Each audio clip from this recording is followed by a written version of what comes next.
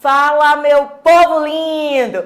Estamos em mais uma aula de Direito Material do Trabalho. Vamos que vamos. Amores da minha vida, prestem atenção, porque nós iremos tratar a respeito dos requisitos da relação de emprego.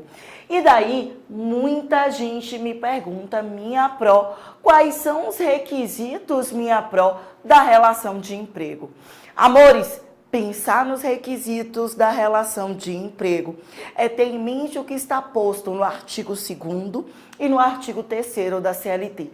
Em especial no artigo 3º, mas também no artigo 2º. Por que, minha pró? Porque o artigo 2º versa a respeito do que deve ter como requisito o empregador. O empregador, por exemplo, é aquele que corre o risco do negócio. O empregador é aquele que sofre o princípio da alteridade. O empregador é aquele que detém as condições de trabalho, os meios de produção. Ele é detentor do capital. O artigo 2º, por exemplo, em especial no parágrafo 1º, diz: considera-se empregador não só aquele que obtém lucro, mas considera-se empregador por equiparação aquele que não objetiva o lucro, mas que ainda assim estará atuando como empregador.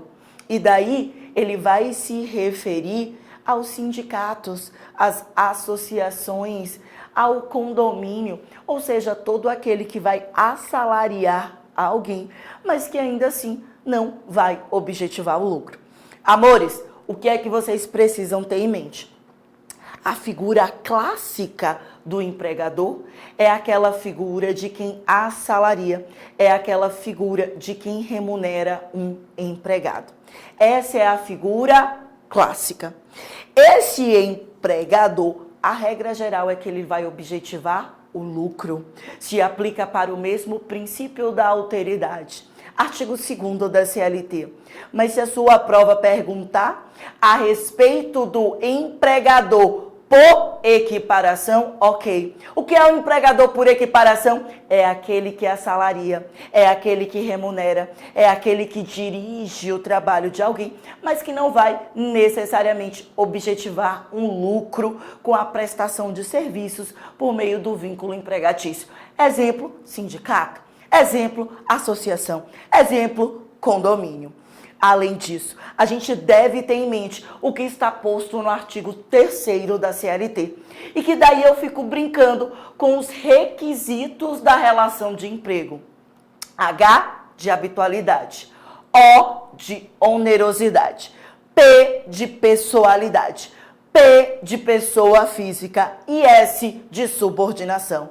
Ô minha pró, repete isso aí, manhã. Repito, amores, é a regrinha do UPS. Vem comigo, porque a gente está tratando a partir de agora dos requisitos, presta atenção, a gente está falando dos requisitos da relação de emprego. Requisitos da relação de emprego. Amores, a respeito dos requisitos da relação de emprego, a gente vai ter sempre em mente o artigo 2º, e falar do artigo 2º é ter em voga a figura do empregador e do empregador por equiparação. Empregador e empregador por equiparação. Bora, bebê, força na caneta, hein? Ô, minha pró, e o artigo 3º, manhã? O artigo 3º, por sua vez, vai versar sobre o empregado e diz: eu só vou considerar a figura do empregado. Ou seja, a existência desse vínculo empregatício, se para o empregado eu verifico que existe a habitualidade. Tem que estar presente a habitualidade. Se eu verifico que existe a onerosidade. Se eu verifico que existe a pessoalidade. Se eu verifico que existe a pessoa física.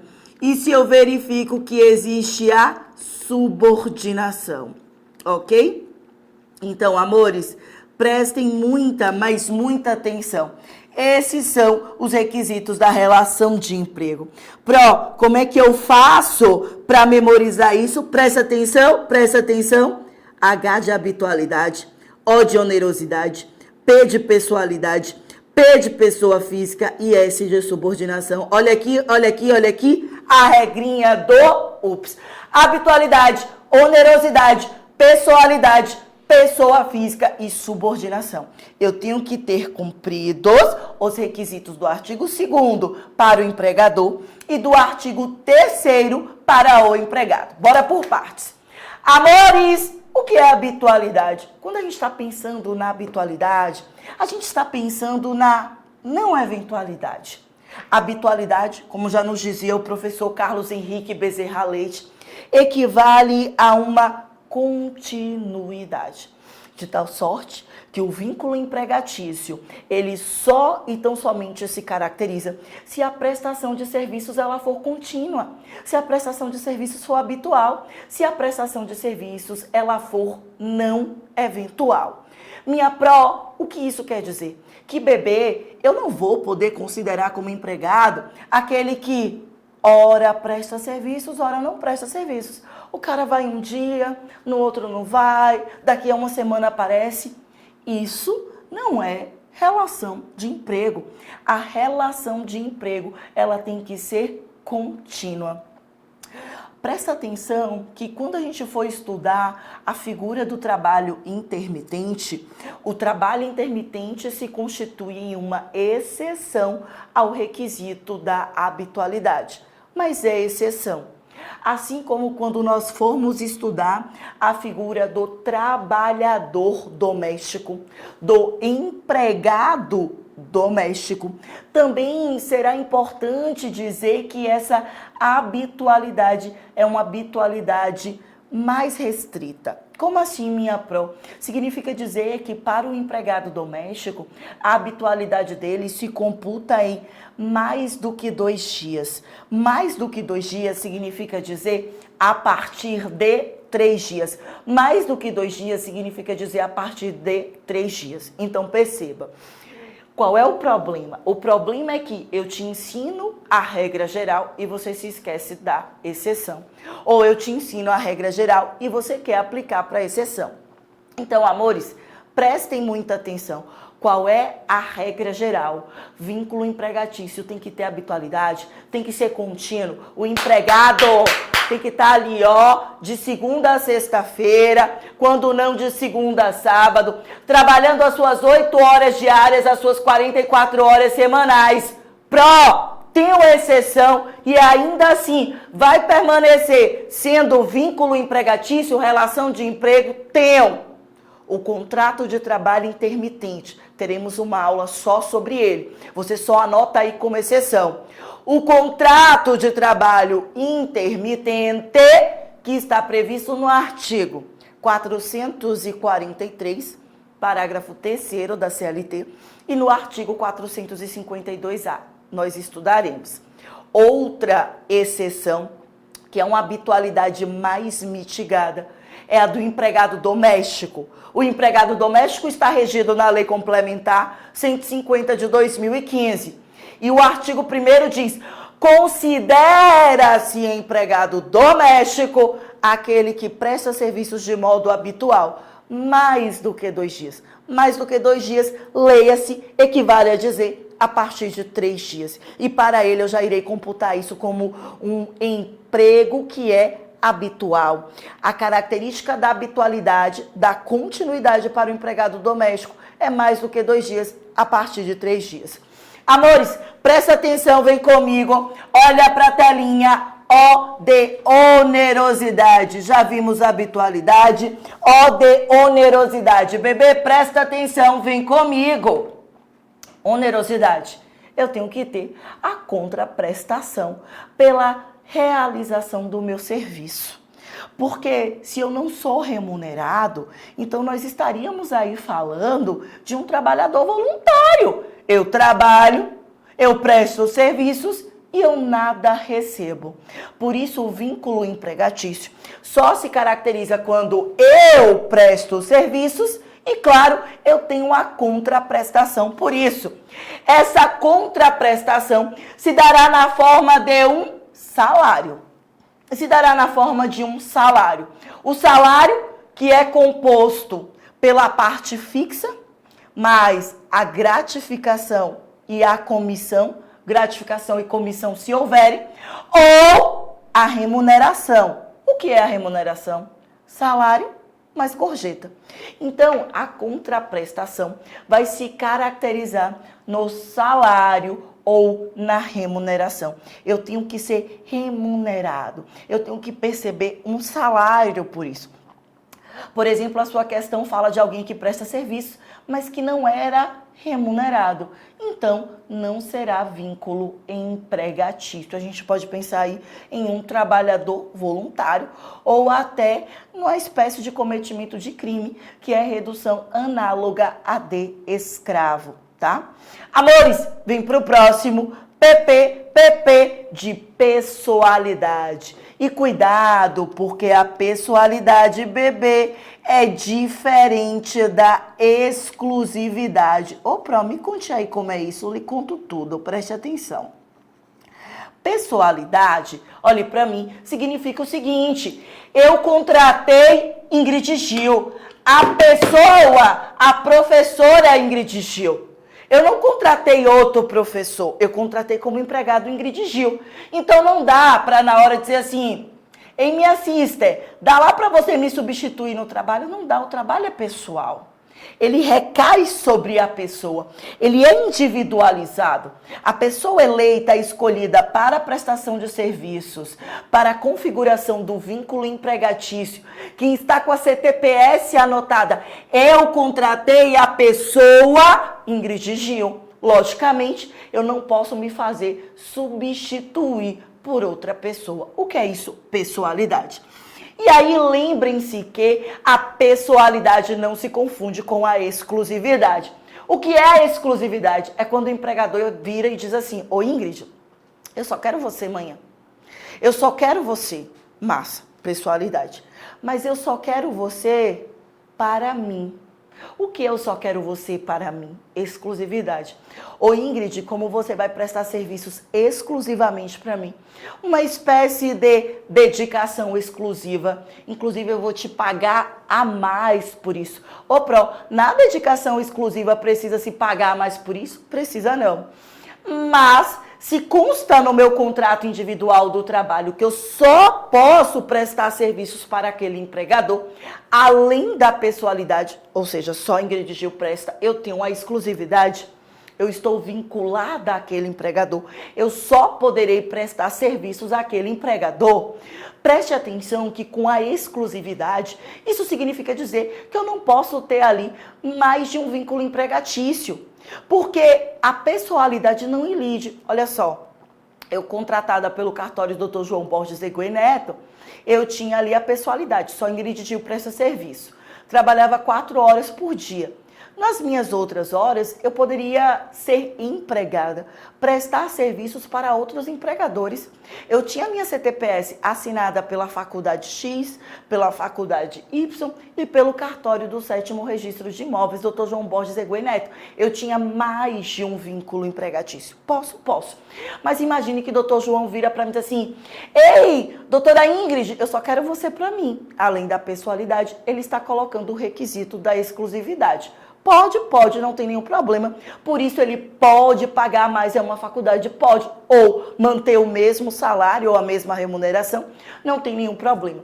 O que eu quero que vocês prestem atenção é que a pessoalidade, ela não se confunde com a exclusividade, ok? Requisito da relação de emprego é pessoalidade. Eu contratei Ingrid Gil, eu só quero Ingrid Gil.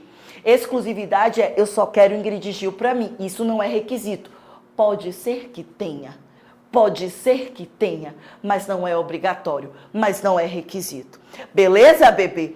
Habitualidade, onerosidade, pessoalidade, pessoa física. Amores, não existe relação de emprego quando eu tenho como empregado pessoa jurídica. Não recai, não vai recair. Nem pessoa jurídica, nem ente despersonalizado, ok? Empregado só e tão somente poderá ser pessoa física. Tanto é por isso que você percebe que para fraudar a legislação trabalhista, e isso é uma verdade, o que os empregadores têm feito? Ei, empregado, vamos fazer o seguinte, cria aí uma empresa, um MEI, um microempreendedor individual, ou então um CNPJ que eu vou te contratar. Por que eu vou contratar uma empresa? Porque ele já sabe que se eu tenho uma pessoa jurídica prestando serviços para ele, não vai caracterizar o vínculo empregatício. Porque de acordo com o artigo 3º da CLT, só se caracteriza vínculo empregatício quando eu tenho um empregado pessoa física prestando serviços para mim. E se for pessoa jurídica, ilidiu, afastou a caracterização do vínculo empregatício, ok? Amores, o próximo é S, venha cá pra gente esticar, venha. O próximo é S de subordinação. E eu diria que subordinação é um requisito indissociável, assim como os demais, da caracterização da relação de emprego.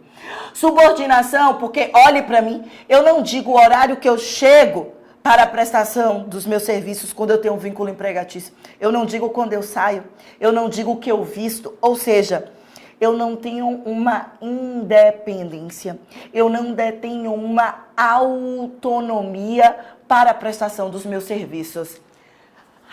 Eu obedeço, como eu brinco, eu obedeço ordem. Manda quem pode, obedece quem tem juízo. Então pense na subordinação como o empregador manda, o empregado obedece. Amores, na subordinação o empregador diz, eu quero que faça assim, eu quero que seja dessa forma, você vai se vestir de rosa, você vai se vestir de azul, você vai ficar com a polpinha no cabelo, você vai usar meia calça, o EPI vai ser assim.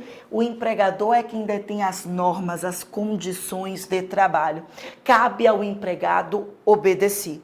O que você precisa memorizar? Habitualidade, onerosidade, pessoalidade, pessoa física e subordinação. Meu povo, se faltar um desses requisitos, qual a consequência? Será relação de trabalho, porém não será relação de emprego. E agora, vem comigo, acordem. Eu vou te dar o X. Qual é o X? Toda relação de emprego é necessariamente uma relação de trabalho. Continua comigo. Mas nem toda relação de trabalho é uma relação de emprego. Você tem que entender que a relação de trabalho ela é ampla, ela é sui generis, da qual está incutida a subespécie ou uma das subespécies, que é a relação de emprego. Por isso que a gente diz, toda relação de emprego é relação de trabalho, mas nem toda relação de trabalho é relação de emprego.